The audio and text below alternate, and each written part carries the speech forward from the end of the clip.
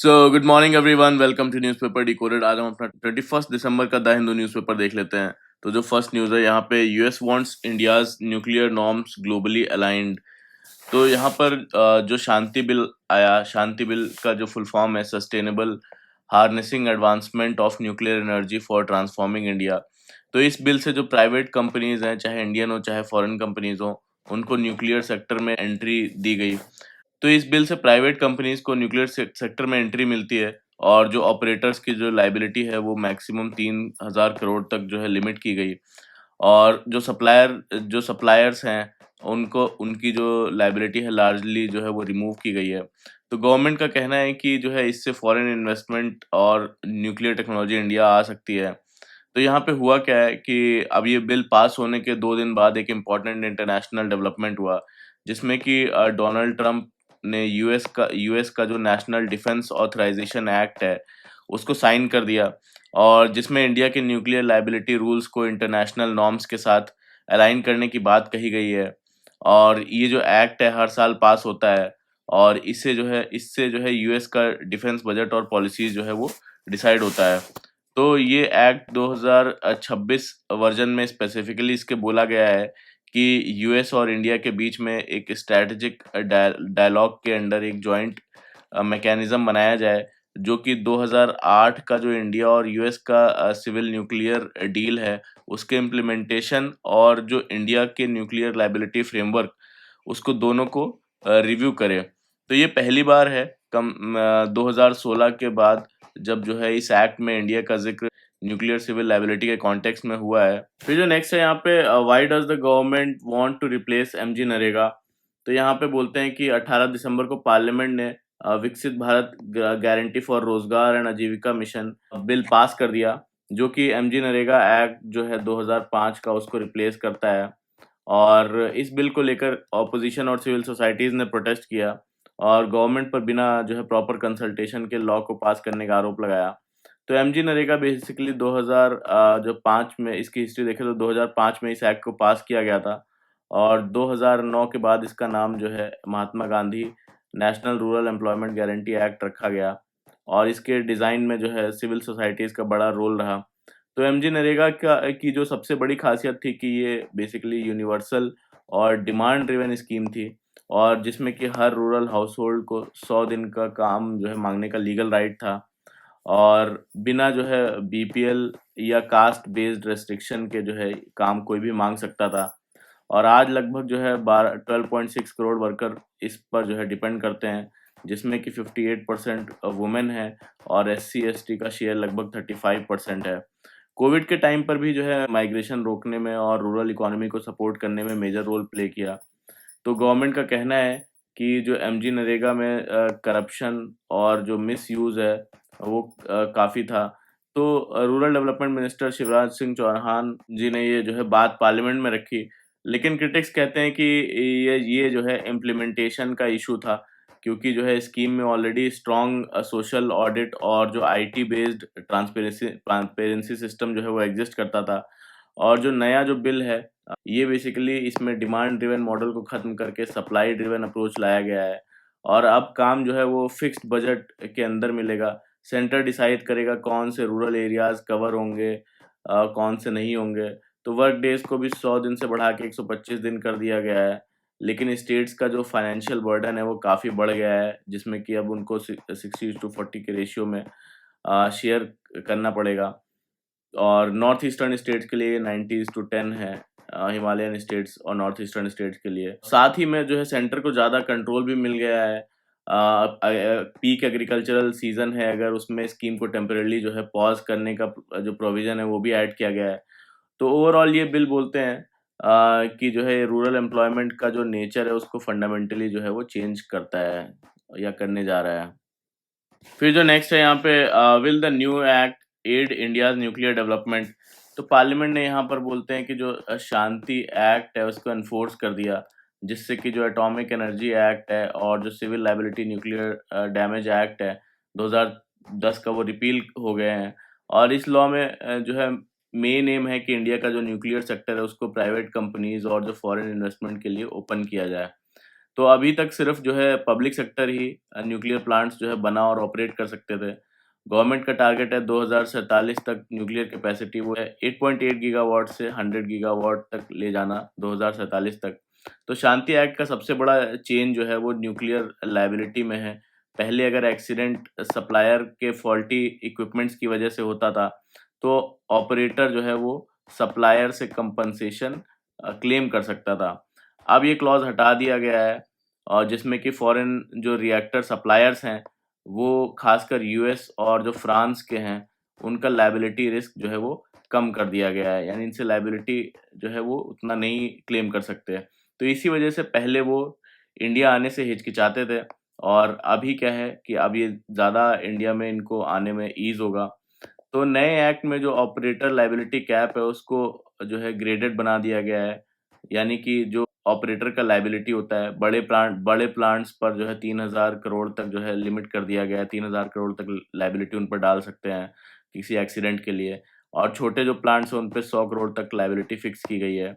और क्रिटिक्स का कहना है कि जो न्यूक्लियर एक्सीडेंट्स हैं उसका एक्चुअल डैमेज जो है, जो लायबिलिटी कैप है, इससे कहीं ज़्यादा होता है एक्चुअल डैमेज। यहाँ पर बोलना है कि जो इंडिया का लॉन्ग टर्म न्यूक्लियर विजन है, जो होमी भाभा के जो है 3 स्टेज थोरियम प्रोग्राम पर बेस्ड थी, लेकिन इंडिया अभी तक जो है स्टेज 2 तक ही जो है फुल्ली नहीं पहुँच पाया है।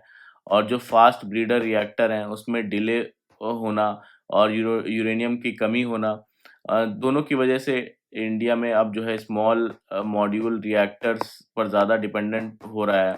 तो एक्सपर्ट्स मानते हैं कि जो शांति जो बिल है उससे पावर जनरेशन बढ़ सकता है, लेकिन जो thorium based self reliant nuclear dream है होमी भाभा जहांगीर भाभा जी का, वो अभी भी काफ़ी दूर है।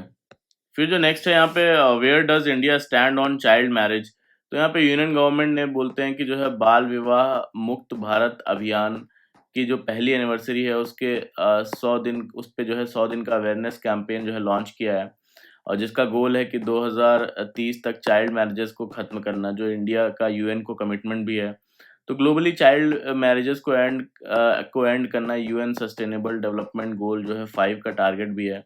और यूनिसेफ के अकॉर्डिंग 2023 तक दुनिया भर में लगभग 64 करोड़ जो है 64 करोड़ लड़कियां बचपन में शादी कर चुकी हैं, जिसमें कि 1/3 इसमें कि इंडिया की हैं। और इस टारगेट को अचीव करने के लिए प्रोग्रेस को करंट पेस से जो है 20 गुना फास्ट जो है होना पड़ेगा। और इंडिया में सिचुएशन मिक्स्ड है। नेशनल जो फैमिली हेल्थ सर्वे है डेटा के मुताबिक जो चाइल्ड मैरिजेस का रेट है 2005 से 6 में 47.4% था, जो कि 2015 और 16 में गिरकर जो है 26.8% हो गया। तो एक बड़ा इम्प्रूवमेंट है, लेकिन उसके बाद जो है प्रोग्रेस काफ़ी स्लो हो गया। 2019-21 में जो है ये सिर्फ 23.3% तक ही हो पाया। तो स्टेट्स के बीच ह्यूज गैप है, जहाँ पे वेस्ट बंगाल, बिहार और जो त्रिपुरा है, उसमें रेट्स 40% के आसपास हैं, जबकि जो लक्षद्वीप, जम्मू कश्मीर, लद्दाख, हिमाचल प्रदेश जैसे जो रीजन्स है उसमें काफ़ी जो है कम है। तो एजुकेशन और इनकम का रोल भी बहुत काफ़ी बोलते हैं कि क्रिटिकल है। जहाँ एजुकेशन नहीं है वहाँ पे लड़कियों में लगभग 48% तक अर्ली मैरिजेस होती हैं, और वहीं जो है जिसमें हायर एजुकेशन तक लड़कियां पढ़ी होती हैं उसमें सिर्फ जो है 4% तक ही चाइल्ड मैरिजेस होती हैं। तो इसमें एक पॉवर्टी भी बड़ा मेजर फैक्टर है।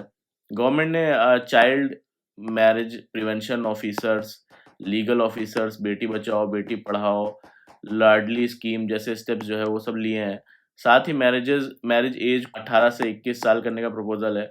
लेकिन क्रिटिक्स का कहते हैं कि जो सोशल चेंज है उसके बिना सिर्फ लॉ बदलने से प्रॉब्लम सॉल्व नहीं होगी, बल्कि क्रिमिनलाइजेशन है उसका रिस्क वो है वो बढ़ सकता है। फिर जो नेक्स्ट है यहाँ पे, Tamil Nadu set to conduct survey of hornbill population. तो यहाँ पे तमिलनाडु के जो फॉरेस्ट ऑफिशियल्स हैं, हॉर्नबिल जो बर्ड होती है उसके पॉपुलेशन काउंट के लिए एक बड़ा सर्वे जो है लॉन्च करने जा रही है। और ये एक्सरसाइज उनके ब्रीडिंग सीजन के दौरान, यानी कि लेट दिसंबर से मार्च अप्रैल 2026 तक चलेगा। और सर्वे का जो फर्स्ट फेज है वो अन्नामलाई टाइगर रिजर्व, श्रीविल्ली पुत्थूर मेगामलाई और जो कलक्कड़ मुंदा थुरई जैसे फॉरेस्ट एरियाज में होगा। और इसमें जो है लाइन ट्रांजेक्ट मेथड यूज होगा। लाइन ट्रांजेक्ट मेथड ये क्या होता है? लाइन ट्रांजेक्ट मेथड में क्या करते हैं कि जिसमें इसमें फॉरेस्ट या ग्रासलैंड में एक सीधी लाइन मतलब ट्रांज़ेक्ट मार्क की जाती है या फिर कोई रोड होती है। तो रिसर्चर्स उस लाइन पर जो है चलकर दोनों साइड में जो भी एनिमल्स या बर्ड्स जो है दिखते हैं उनको काउंट करते रहते हैं और हर साइटिंग के साथ डिस्टेंस, स्पीशीज़ और नंबर नोट किया जाता है। तो इसी डेटा से पूरे एरिया की जो पॉपुलेशन डेंसिटी का अंदाज़ा लगाया जाता है। जैसे जंगल में एक रोड है, उसी पे आप सीधा चलते जा रहे हैं और उसपे कितने हॉर्नबिल दिखे उनका रिकॉर्ड बना रहे हैं, तो वही लाइन ट्रांज़ेक्ट मेथड है। तो इस सर्वे में great hornbill, Malabar grey, Indian grey और मालाबार पाइड हॉर्नबिल जो है वो कवर किए जाएँगे। और हॉर्नबिल की बात करें तो ये कहाँ-कहाँ पर मिलते हैं, ये बेसिकली इंडिया में वेस्टर्न घाट्स में मिल जाएँगे, नॉर्थ ईस्ट इंडिया में मिल जाएँगे और अंडमान एंड निकोबार आइलैंड्स में मिल जाएँगे। और इनका जो आईयूसीएन स्टेटस है ग्रेट हॉर्नबिल का वो वल्नरेबल है। फिर जो नेक्स्ट न्यूज़ है यहाँ पे Khasi Garo made mandatory for students till class 1 in Meghalaya. तो यहाँ पे मेघालय गवर्नमेंट ने एक इम्पोर्टेंट एजुकेशन रिफॉर्म अनाउंस किया है, जिसमें कि क्लास 1 तक के बच्चों के जो करिकुलम है उसमें खासी और जो गारो लैंग्वेज है उसको इंक्लूड करना मैंडेटरी कर दिया है, ताकि लर्निंग ईज़ी हो और जो बच्चे हैं उनको लोकल कल्चर से अर्ली कॉन्टैक्ट उनका बन पाए। जो नेक्स्ट है यहाँ पे तमिलनाडु ने आर्कियोलॉजिकल म्यूजियम जो है वो इनॉग्रेट किया है, जिसका नाम है पोरू नई आर्कियोलॉजिकल म्यूजियम। और जो है जो तमिलनाडु से आर्टिफैक्ट्स वो मिले हैं वो सारे शोकेस करेगा, जो कि अलग अलग साइट से हैं, जैसे कि वहाँ पे आदिचन्नलूर है, सिवा कलाई है, कोरकाई जैसे साइट्स या थुल्लू कारपट्टी जैसे एंशियंट साइट से जो आर्टिफैक्ट्स मिले हैं वो सारे यहाँ पे शोकेस किए जाएंगे। और कार्बन डेटिंग से पता चला कि जो तमिलनाडु ने जो है 5300 साल पहले आयरन एज यूज़ किया और आयरन एज के टूल्स जो है, और 3200 साल पहले पैडी कल्टीवेशन यहाँ पे किया गया। फिर जो नेक्स्ट न्यूज़ है यहाँ पे egg safe for use cancer risk claims unfounded FSSAI. तो यहाँ food safety and standards authority of India ने क्लियर किया है कि इंडिया में जो मिलने वाले एग्स हैं वो बिल्कुल सेफ हैं और उन्हें कैंसर से जोड़ने वाले जो क्लेम्स हैं वो मिसलीडिंग और साइंटिफिकली रॉन्ग है। तो सोशल मीडिया पर बेसिकली जो नाइट्रोफ्यूरॉन और मेटाबोलाइट्स जैसे कार्सिनोजेनिक सब्सटेंसेस के एलिगेशंस ने को जो है एफएससीआई ने रिजेक्ट किया है। और अथॉरिटीज़ ने बताया कि नाइट्रोफ्यूरॉन्स जो है पोल्ट्रीज और जो एग्स हैं उसमें स्ट्रिक्टली बैंड है और जो ट्रेस लेवल डिटेक्शन होता है वो सिर्फ रेगुलेटरी टेस्टिंग के लिए होता है और उससे हेल्थ रिस्क का कोई प्रूफ नहीं मिलता है। तो कोई भी इंटरनेशनल हेल्थ बॉडी या जो है उसने नॉर्मल एग कंजम्पशन को कैंसर से लिंक अभी तक नहीं किया है, तो इस चीज़ को जनरलाइज करना गलत है। तो नेक्स्ट है यहाँ पे drogue parachute test for Gaganyaan mission successful. तो क्या है ये गगनयान मिशन? तो गगनयान मिशन बेसिकली इंडिया का first human space flight mission है और जिसे इसरो जो है लॉन्च कर रहा है। इस मिशन का एम है कि जो इंडियन एस्ट्रोनॉट्स हैं उनको स्पेस में एंट्री कराना और फिर सेफली अर्थ पर वापस री एंट्री कराना। तो इसमें 3 एस्ट्रोनॉट्स को लो अर्थ ऑर्बिट में भेजा जाएगा, जो कि 400 किलोमीटर की ऑल्टीट्यूड पे रहेगा। 3 दिन का ड्यूरेशन रहेगा, जिसमें कि LVM-3 रॉकेट यूज़ किया जाएगा। जो एस्ट्रोनॉट्स की ट्रेनिंग है वो इंडिया और रशिया दोनों में हो रही है। तो वहीं इसी को लेके जो है जो क्रू जाएगा, तो क्रू मॉड्यूल के जो वापस सक्सेसफुल री एंट्री के लिए जो पैराशूट सिस्टम है, ड्रॉग पैराशूट सिस्टम, उसके क्वालिफिकेशन टेस्ट जो है सक्सेसफुल रहे। फिर जो नेक्स्ट है यहाँ पे cotton farmers call for urgent focus on yield related issues. तो यहाँ पे बोलना है कि जो तेलंगाना के जो कॉटन फार्मर्स हैं उनको एमएसपी जो है वो मिनिमम सपोर्ट प्राइस मिलने में दिक्कत फेस कर रहे हैं, जिसमें कि अनसीजनल रेन्स और जो हैवी रेन्स की वजह से कॉटन की क्वालिटी जो है वो ख़राब हो गई है, जिसकी वजह से फार्मर्स को जो है 8,110 रुपये पर क्विंटल के एमएसपी के बजाय जो है सिर्फ 7,800 के आसपास जो है उनको मिल रहा है और यील्ड भी उनका गिर गया है। और कॉटन कॉर्पोरेशन ऑफ इंडिया ने इस सीज़न में एमएसपी पर जो है 45 लाख से ज़्यादा बेल्स खरीदे हैं, लेकिन फार्मर्स की जो क्वालिटी नॉर्म्स है इस चीज़ को मीट नहीं कर पा रहे हैं। एक्सपर्ट्स कह रहे हैं कि लो यील्ड, पुअर सीड क्वालिटी और रिसर्च की कमी जो है बड़ी प्रॉब्लम है, जिसे अर्जेंटली एड्रेस करने की ज़रूरत है। फिर जो नेक्स्ट है यहाँ पे weak rupee makes it harder for country to achieve income target. तो यहाँ पे इस हफ्ते इंडियन रुपी जो है डॉलर के मुकाबले 91 के लेवल तक जो है नीचे चला गया, जिससे जो ये डिबेट शुरू हो गई है कि क्या रुपया जो है 100 रुपीज़ तक जो है $1 100 रुपीज़ तक भी पहुँच सकता है क्या? तो एक्सपर्ट्स इस पे डिवाइडेड हैं। जो अजय गर्ग हैं उनके मुताबिक जो वीक रुपी एक सीरियस कंसर्न है क्योंकि इससे जो इनकम ग्रोथ है वो स्लो होती है, फॉरेन इन्वेस्टमेंट कम अट्रैक्ट होता है और जो कैपिटल है वो भी महँगा हो जाता है। तो साथ ही लोग डॉलर डॉलर जो है डॉलर एसेट और गोल्ड की तरफ शिफ्ट करते हैं। वहीं पे जो अभिषेक बिसन जी हैं उनका कहना है कि जो है घबराने की ज़रूरत नहीं है, रुपया गिरने से मेनली जो गिरने का जो मेनली रीज़न है ग्लोबल फैक्टर्स और टैरिफ जो है उसकी वजह से हुआ है। और जबकि इंडिया के जो फंडामेंटल्स हैं जैसे फॉरेक्स है या फिर जो है करंट अकाउंट डेफिसिट है या जीडीपी है, ये सारे ही स्ट्रॉन्ग हैं, मैनेजेबल हैं और उनके अकॉर्डिंग ये जो डिप है इन्वेस्टर्स के लिए एक अपॉर्चुनिटी हो सकता है 2026 में बेसिकली रुपी वापस नीचे 90 से नीचे आ सकता है, ऐसा इनका बोलना है। फिर जो नेक्स्ट है यहाँ पे, तो यहाँ पे ऑपरेशन हॉकी स्ट्राइक के बारे में है। तो क्या है ये ऑपरेशन? इस ऑपरेशन में बेसिकली यूएस मिलिट्री ने सीरिया में जो आईएस है इस्लामिक स्टेट, उसके खिलाफ मैसिव जो है एयर स्ट्राइक्स किए हैं, जो पिछले हफ्ते 2 अमेरिकन सोल्जर्स की किलिंग का जो है वो रिटेलिएशन बताया जा रहा है और इस ऑपरेशन को जो नाम दिया गया operation hockey strike. Donald Trump ने भी क्लियर किया कि अगर फ्यूचर में यूएस ट्रूप्स पर हमला हुआ तो अमेरिका और भी ज़्यादा स्ट्रॉन्ग मिलिट्री एक्शन लेगा। तो नेक्स्ट है यहाँ पे first phase of डिसआर्मामेंट almost complete Lebanon.